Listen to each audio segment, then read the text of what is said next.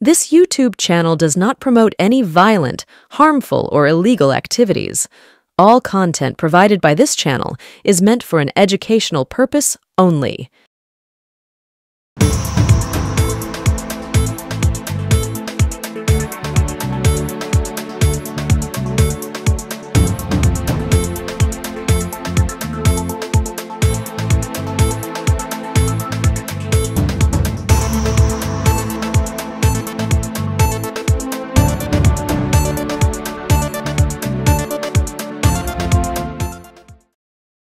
স্বাগতম, নমস্কার, আসসালামু আলাইকুম।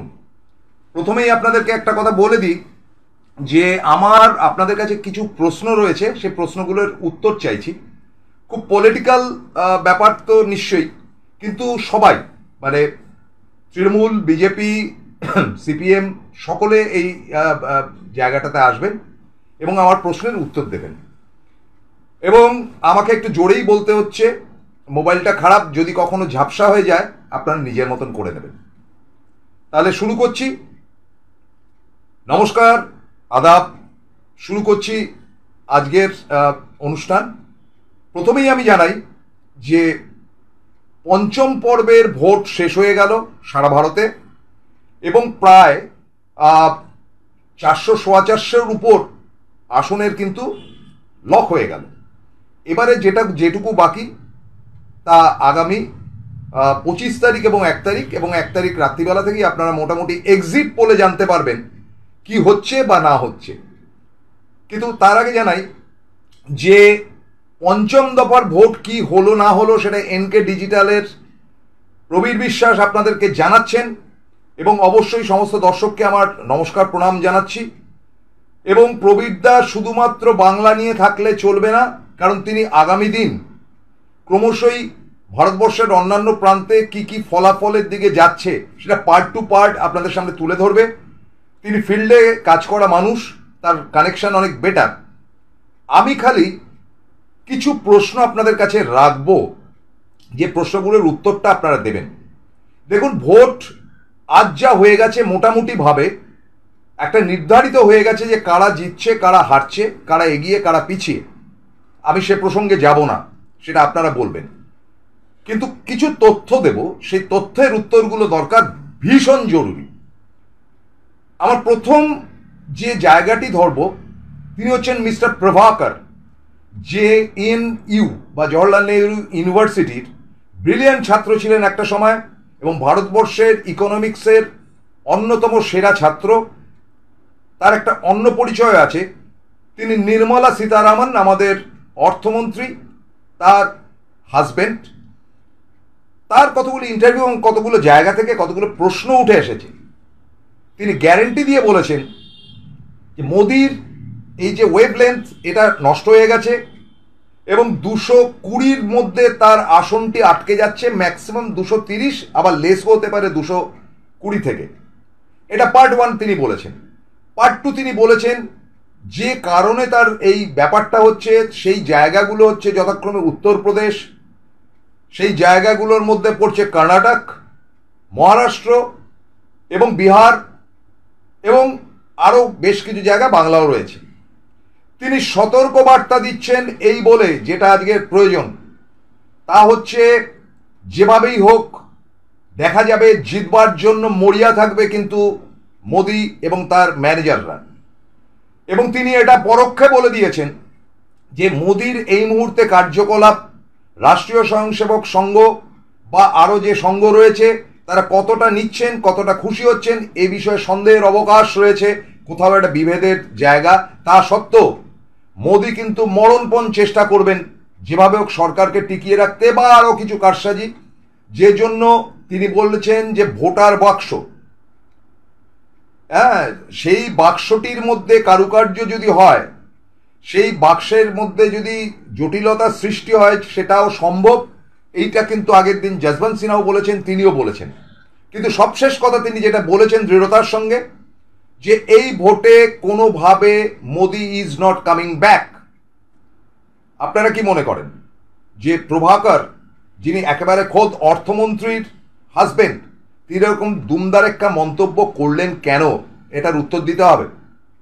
পয়েন্ট নাম্বার 2, সম্প্রতি ইন্ডিয়ান এক্সপ্রেস, ও আরেকটা কথা আপনাদেরকে বলে রাখা ভালো, তা হচ্ছে মিডিয়ার 70% থেকে 75% কিন্তু ঘুরে গেছে, এবং 75% তাদের শ্যুটটাকে হয়তো মানে মোদি বিরোধিতাতে না গিয়ে বরং তারা অনেক বেশি এনার্জেটিকলি একেবারে রাহুল গান্ধী থেকে মমতা বন্দ্যোপাধ্যায় এদিকে, ওদিকে উদ্ধব ঠাকরে থেকে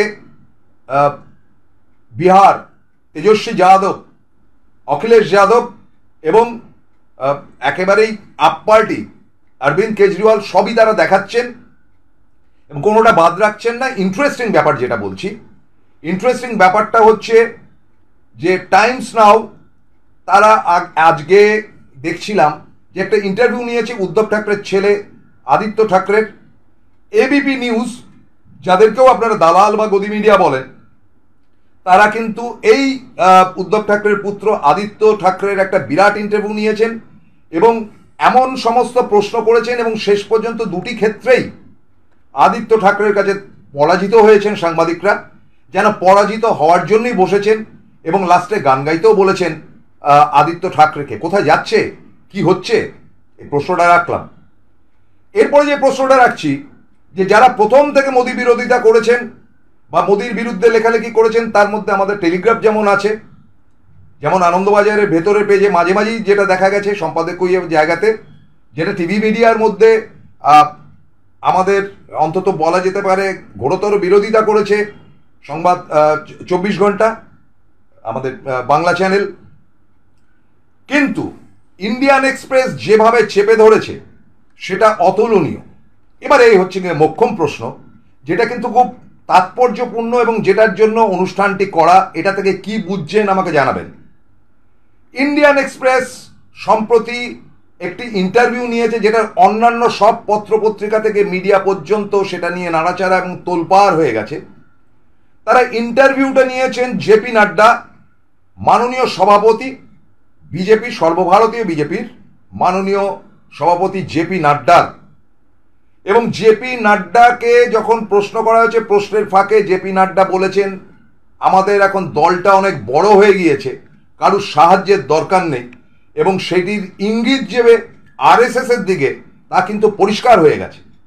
এবারে আমার প্রশ্নটা হচ্ছে যে নাড্ডার এত বড় দুঃসাহস হয় কি করে? এখনো পর্যন্ত আরএসএস এর বিরুদ্ধে কেউ কথা বলতে পারেনি, নাড্ডা পট করে বলে দিলেন। লক্ষণীয় বিষয় হচ্ছে যে নাড্ডার এই ইন্টারভিউটার পর এখনো পর্যন্ত বিজেপির পক্ষ থেকে কেউ বলেনি যে এটা নাড্ডার ব্যক্তিগত কথা, এমনকি আরএসএস থেকেও বলা হয়নি যে এটা নাড্ডার ব্যক্তিগত কথা। তাহলে কি ধরে নিতে হবে যে নাড্ডা একটা পুতুল মাত্র, তাকে দিয়ে পরোক্ষে অমিত শাহ বা নরেন্দ্র মোদী প্রশ্ন করেছেন, এটার উত্তরটা দেবেন? কিন্তু আরেকটি রহস্যময় ঘটনা যেটা ঘটেছে সেটা আমার কাছে খুব তাৎপর্য মনে হয়েছে। তা হচ্ছে সপ্তাহ দুয়েক আগে এই জেপি নাড্ডার একটি ইন্টারভিউ নিতে গেছিলেন সুধীর চৌধুরী, যে সুধীর চৌধুরীকে দিবারাত্র আপনারা গালাগাল করেন গদি মিডিয়ার দালাল বলে, এবং তিনি যে আজতাকে রয়েছেন, আজতাকের পক্ষ থেকে তিনি গেছেন নাকি ইন্ডিয়া টুডের পক্ষ থেকে গেছেন, এবং গিয়ে জেপি নাড্ডাকে যে প্রশ্নগুলো করেছেন আপনারা ভাবতে পারবেন না যে তাকে কে প্রশ্ন করছে, এবং জেপি নাড্ডার মতন লোককে। এবং সেটা দেখে খুব সন্দেহের জায়গাটা তৈরি হয়েছে, যেটা যে এই সুধীর চৌধুরী একেবারে গান্ধী পরিবারকে তো জঘন্যভাবে আক্রমণ করেনি, রাহুল গান্ধীকেও করেন, এমনকি মহাত্মা গান্ধীকেও পর্যন্ত সমালোচনা করেছেন। তিনি চোখ বুজে নরেন্দ্র মোদীর ভক্ত। সেই সুধীর চৌধুরী অভূতপূর্ব সমস্ত প্রশ্ন করেছেন হাতের মধ্যে কাগজের বান্ডিল নিয়ে। আকাশগঙ্গা ক্যাটারার আপনার বাড়ি যে কোনো অনুষ্ঠান, বিবাহ, অন্নপ্রাশন, অফিস পার্টি, বিবাহ বার্ষিকীর অতিথি আপ্যায়নের বিশ্বস্ত প্রতিষ্ঠান আকাশগঙ্গা ক্যাটারার। আমাদের ফোন নাম্বার হলো 8240033987। সেরাই যখন হাতের কাছে, অন্যটা কেনই বা কিনি? আজ বাঙালির ঘরে ঘরে একটাই নাম, সুন্দরিনী। সুন্দরিনী সুন্দরিনী সুন্দরিনী সুন্দরিনী। সরাসরি নাড্ডাকে প্রশ্ন করেছেন, আপনারা কি জিতে আসতে পারবেন? নাড্ডা উত্তর দিয়েছে, হ্যাঁ জিতে আসতে পারবো। তাহলে আপনাদের ভোট পার্সেন্টেজ কমে যাচ্ছে কেন? তার উত্তর অনেকক্ষণ হয়তো কিন্তু ইত্যাদি ঢোক টোক গিলে নাড্ডা ভাবতেও পারেননি যে এরকম প্রশ্ন করা হবে কিনা। তিনি উত্তর দিয়েছেন যে আমাদের ভোটটা ঠিক আছে, বিরোধীদের ভোটটা প্রপারলি পড়ছে না। তারপরে যে প্রশ্নটা করেছে সেটা তো আরো মারাত্মক, যে আপনারা রাহুল গান্ধীকে দায়ী করছেন, আপনারা কি কাজ করেছেন গত 5 বছরে, তার খতিয়ান কোথায়? তারও সঠিক উত্তর পাওয়া যায়নি। তারপরে তিনি বলেছেন যে কংগ্রেসকে আপনারা দোষারোপ করছেন কেন, আপনারা কেন বলছেন হিন্দু মুসলমানের কথা? নাড্ডা বলেছেন, না আমরা হিন্দু মুসলমান সবাইকে নিয়ে চলতে যাই। বলছে আপনাদের প্রধানমন্ত্রী তো তা বলেননি। তিনি বলেছেন যে গলা থেকে একেবারেই মঙ্গলসূত্র কেড়ে নেওয়া হবে, মুসলিমদের কাছে সমস্ত দিয়ে দেওয়া হবে, এবং আপনারা এমন কথা বলেছেন যে সংরক্ষণের ক্ষেত্রে মুসলিমদেরকে কংগ্রেস অনেক বেশি জায়গা দেবে। এটা কোথায় লেখা রয়েছে?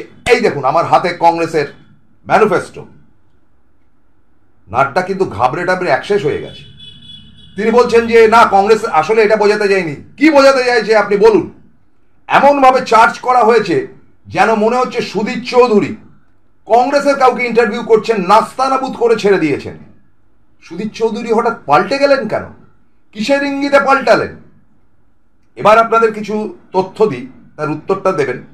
প্রথম কথাটা হচ্ছে, নাড্ডা ইন্ডিয়ান এক্সপ্রেসকে যে ইন্টারভিউ দিয়ে আরএসএস কে দরকার নেই বা সংঘকে দরকার নেই এটা বলেছেন, এটা কি মোদির ভার্সন বলছেন নাকি আরএসএস এর ভার্সন বলছেন? কারণ নাড্ডা কিন্তু খুব খুশি না দলের পক্ষে, কারণ তার কোনো ক্ষমতাই নেই। তিনি নামে মাত্র সভাপতি, সমস্তটাই চালাচ্ছেন অমিত শাহ। নাড্ডা হয়তো খেপে থাকতে পারেন, হয়তো সেভাবেই ইন্টারভিউ দিয়েছেন, এমন ইন্টারভিউ দিয়েছেন যাতে বিতর্ক তৈরি হতে পারে। কোনটা সত্যি, যে নাড্ডাকে দিয়ে কি মোদি বলিয়েছেন? মনে হয় না এত বড় দুঃসাহসের কাজ হবে। এখনো পর্যন্ত কিন্তু আরএসএস শেষ কথা, নাকি নাড্ডাকে দিয়ে আরএসএস বলিয়েছে প্যাচে ফেলবার জন্য যে আমরাই সেলফ সাফিসিয়েন্ট, কারোর হেল্পের দরকার নেই? এটার উত্তর দেবেন। পয়েন্ট নাম্বার 2, সুদীপ চৌধুরী যেভাবে কড়া কড়া প্রশ্ন করছিলেন, সেটা নাড্ডাকে সাধারণত এই ধরনের হাই প্রোফাইল পার্সনকে প্রশ্ন করতে গেলে আগে থেকে তাদের কোয়েশ্চেন দিতে হয়। নাড্ডাকে কি দেওয়া হয়নি? হঠাৎ করে সুদীপ চৌধুরী ঢুকে আলতু ফালতু প্রশ্ন করতে শুরু করেছে, সন্দেহের ব্যাপার। তাহলে কি ধরে নিতে হবে যে নাড্ডাই সুদীপ চৌধুরীকে দিয়ে প্রশ্নগুলো করেছেন যাতে করে মোদি গাড্ডায় পড়েন? এইগুলো কিন্তু আমার মধ্যে খুব কতগুলো প্রশ্ন জেগেছে। প্রথম কথা, প্রভাকরের অদ্ভুত কথা। দ্বিতীয় ব্যাপার, ভোট কমছে, পার্সেন্টেজ, শেয়ার মার্কেট পড়ছে, মমতা বন্দ্যোপাধ্যায় সেদিনকে বলেছেন। এবং একই সাথে ইন্ডিয়া জোট কোথাও একাট্টা রয়েছে, সেটা অদিত চৌধুরীকে নিয়ে যাই বিতর্ক হোক না কেন, একেবারে পরিষ্কারভাবে আদিত্য ঠাকরে অর্থাৎ ঠাকরে পরিবারের ছোট সন্তান, মানে আজকের জেনারেশনের উদ্ধব ঠাকরের পুত্র, তিনি পরিষ্কার বার্তা দিয়েছেন যে মমতা বন্দ্যোপাধ্যায়ের সঙ্গে তাদের পরিবারের অত্যন্ত সখ্যতা রয়েছে। মমতা বন্দ্যোপাধ্যায় তাদের কাছে আদর্শ, এবং তাদের বাড়িতে রাখি পূর্ণিমার দিন তিনি এসছেন, তারা আপ্লুত, মমতা ছাড়া তারা ভাবতে পারেন না। এবং একই বক্তব্য কিন্তু প্রত্যেকের দলের প্রত্যেকের, এবং অরবিন্দ কেজরিওয়ালের সম্বন্ধে একই কথা বলেছেন। এবং একই সাথে আরো একটি ইন্টারেস্টিং কথা বলি, গতকাল না পরশুদিন উত্তরপ্রদেশের একটি জায়গায় এত ভিড় হয়েছিল যেটা ভারতবর্ষে একমাত্র 21শে জুলাইয়ের ভিড় ছাড়া এই ভিড় কোথাও দেখা যায় না, যে ভিড়ের ঠেলায় মঞ্চে থাকা অখিলেশ যাদব এবং রাহুল গান্ধী কোনো বক্তব্যই রাখতে পারেননি। এবং আরেকটু কথা বলে দিই, আজকে উত্তরপ্রদেশের ভোটের পর স্মৃতি ইরানিকে যখন ধরা হয়েছে, অত্যন্ত পাংশু মুখ, তিনি বলেছেন দেশের ভালো হোক, দশের ভালো হোক, আমি এটাই চাই, আমি মানুষের ভালো চাইছি। কনফিডেন্সটা তার কোথায় গেল যে আমি জিতছি? এমনকি এমন ঘটনা ঘটেছে যেটা উঠে এসছে যে খোদ লখনৌতে ইনসিকিউর হয়ে পড়েছেন রাজনাথ সিং। এবং মহারাষ্ট্রের ব্যাপারে যেটা বক্তব্য রাখা হয়েছে যে 2-3টে সিট মাত্র পেতে চলেছে এই এনডিএ গোষ্ঠী বা মোদির গোষ্ঠী, তার মধ্যে একটি অবশ্যই নাগপুরের আরএসএস এর কাছে থাকা নীতিন গডকরি। এবং একটি সূত্র বলছে এই মুহূর্তে আরএসএস এর সঙ্গে নরেন্দ্র মোদীর সম্পর্ক অনেক বিষয়ে খারাপ, এবং খারাপের অন্যতম কারণ হচ্ছে আরএসএস এটা পছন্দ করে না মোদী সরকার মোদি অমুক, মোদির গ্যারেন্টি ইত্যাদি ব্যাপারগুলোতে এদের সংঘের নিয়ম হচ্ছে ব্যক্তি কেউ নয়, দল প্রথম, সংঘ প্রথম। সেখানে এবারকার ভোটটায় হঠাৎ করে মোদির গ্যারেন্টি বা মোদি সব, বা এর আগে রাম মন্দিরে গিয়ে রামের পুজো করবার জন্য বা কি বলেছেন জাগরণ ইত্যাদি ব্যাপার, সেটা নরেন্দ্র মোদী নিজে গিয়ে সেটাকে উৎসর্গ করেছেন, অথচ সেখানে মোহন ভাগবত উপস্থিত ছিলেন। মোহন ভাগবত নিজে কিন্তু ব্রাহ্মণ, তাহলে মোহন ভাগবতকে ডাকা হলো না কেন? এরকম নানান প্রশ্ন জালে এই প্রশ্নটি উঠেছে, তাহলে কি তাদের দুজনের ডানা ছাটা হচ্ছে? এই সমস্ত প্রশ্ন রাখলাম, এবং প্রশ্নগুলোর থেকে একটা বিষয় পরিষ্কার, যে তাহলে কি নরেন্দ্র মোদী সরকার ক্ষমতায় আসছেন না? এমনটা তো হবেই যে যাই রেজাল্ট হোক না কেন বিজেপিকে প্রথম ডাকা হবে, এবং বিজেপিকে ডাকার পর তাদেরকে টাইম দেওয়া হবে, এর মধ্যে তুমি প্রমাণ করো। সেক্ষেত্রেও আরএসএস কিন্তু সেকেন্ড থার্ড মানুষকে ঠিক করে রেখেছেন। যেভাবেই হোক, যদি 272-এর নিচে বিজেপি চলে যায়, এনডিএ নয় বিজেপি চলে যায়, তাহলে তারা নতুন মুখকে নিয়ে আসবেনি। এই অবধি কিন্তু নানান সূত্রে খবর পেলাম। ফলে এগুলো থেকে কি মনে হচ্ছে, কি ফলাফল হতে চলেছে, আপনারা দয়া করে জানাবেন। এবং আজকের মতন অনুষ্ঠান শেষ করছি। আশা করি প্রবিদ্যা পরের দিন এই বিষয়টিকে আরেকটু ডিটেল করবেন, তার কারণ তার কাছে অনেক বেশি থিওরিটিক্যাল অ্যাপ্রুভাল আছে। শেষ করছি। শুভরাত্রি, নমস্কার।